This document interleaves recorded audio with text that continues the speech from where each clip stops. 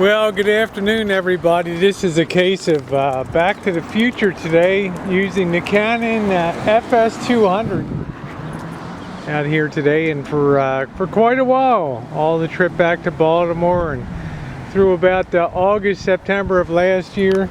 This was like the workhorse of the video stable here. Hello.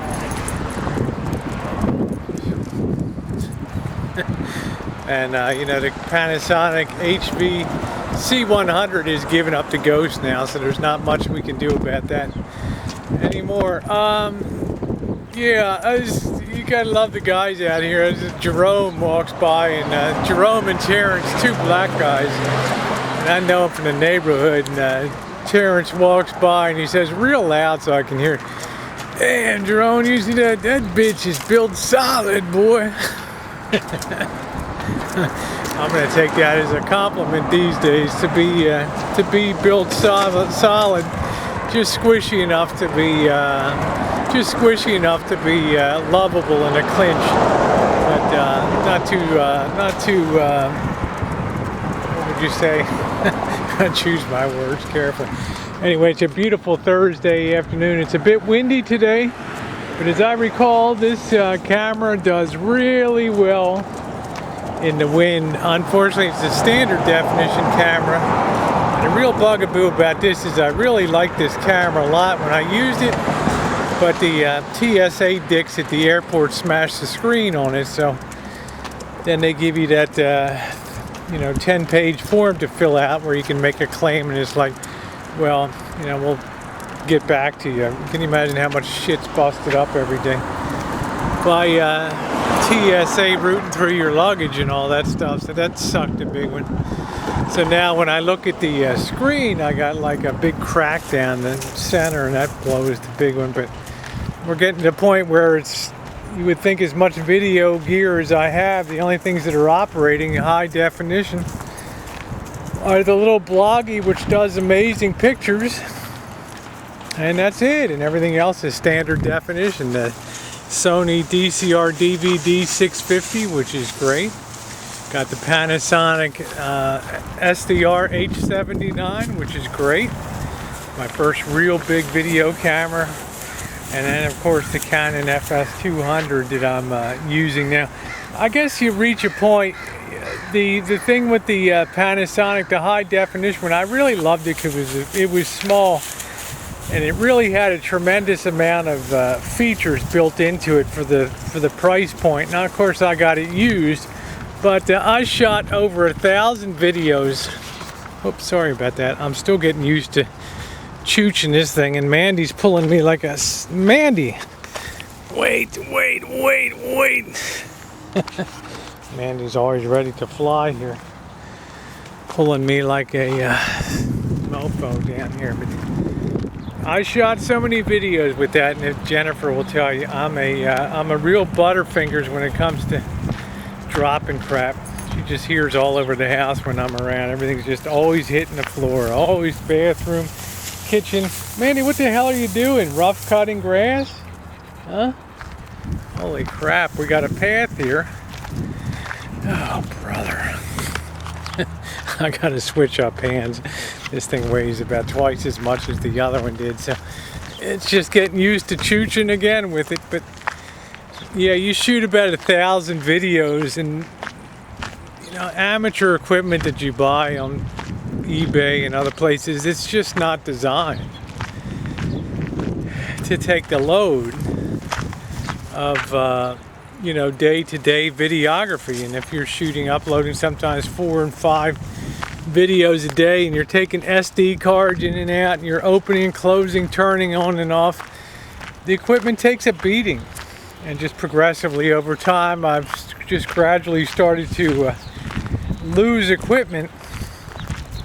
And I'm getting to that point, I've talked about it before, where I'm really thinking about plowing some serious do-re-mi, some serious money into like a Sony CX600 500, which is like a $1,500 camera, but I just can't bring myself to pull the trigger. Now, you compare that to the average video enthusiast, who does the opposite. He'll plunk down a ton of money for a camera, and then he'll end up using it like 5 or 6 times, and it sits on the shelf. And then you look at somebody like me that's constantly in 24 days, 24 hours between 3 channel sites. I mean, that's a lot. Yeah, so the PG, the R, and the I can't say it. And the other side, we won't even go there. But between 3 channels, you know, you're talking about a hell of a lot of videography. And between Jen and I, there must be well, you know, with starting up the channel in a matter of 2 weeks, there's already over 110 videos or something. So it just shows you the frantic pace that things proceed on in Rosie World. So, you know, it's kind of funny the way life works like that, because the people that should have the really good equipment sweat over every penny of it. Of course, I'm legendary for, you think Jack Benny was cheap, right? I would have charged at his funeral, right, for a cocktail reception afterward. You know, I can't pull the trigger on that.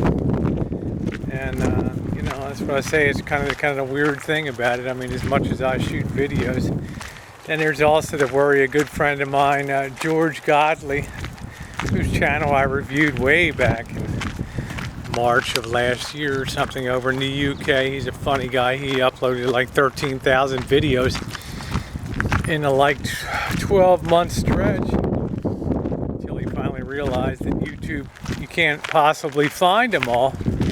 You know, these aren't concerned to you guys that either don't upload videos, or maybe you have 100 or 200, 300. Man, when you're a mega uploader, you get up to, well, before I had like 1,500 videos. You get up to that level of videos on YouTube, and all of a sudden you notice that your oldest videos start to disappear. And unless you had them in a playlist, you can't really find them unless it's by a search title. So he uploaded 13,000 videos, and then he noticed one day that after about 3,000 videos or 1,500 videos, nothing else loads. You can only go back like 100 pages.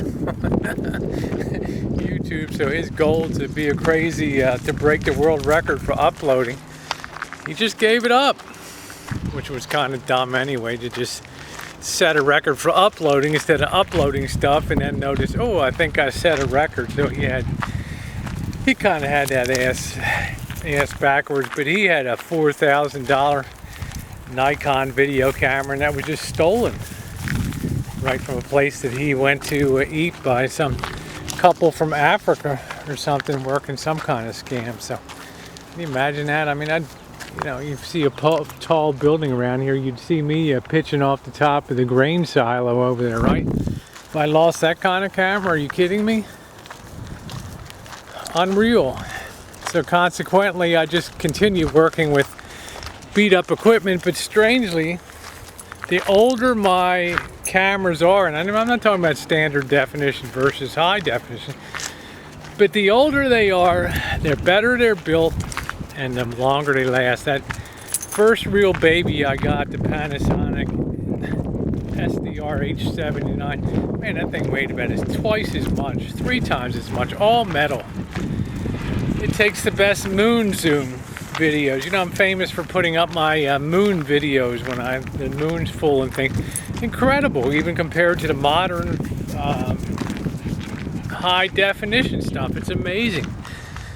And the thing is just built like a brick shit house. I mean, it won't go bad. I mean, I've dropped it. It's gone everywhere except flushed down the toilet, and it just keeps chooching.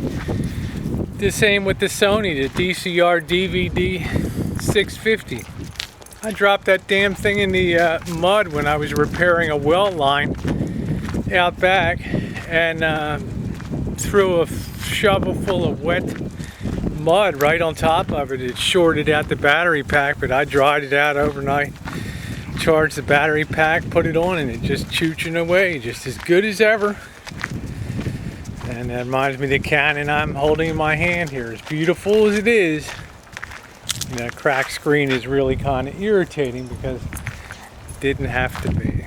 Well, anyway, kind of a different Chooch today as I talk equipment and everything. And if you haven't seen it, make sure to catch the video. Jen's putting one up on the channel. Jen and Rosie Reality TV, where she took down the rest of the shower surround today. And I'm very proud of her for doing that. So for now, I will wish you a happy Thursday afternoon. And talk to you soon, all right?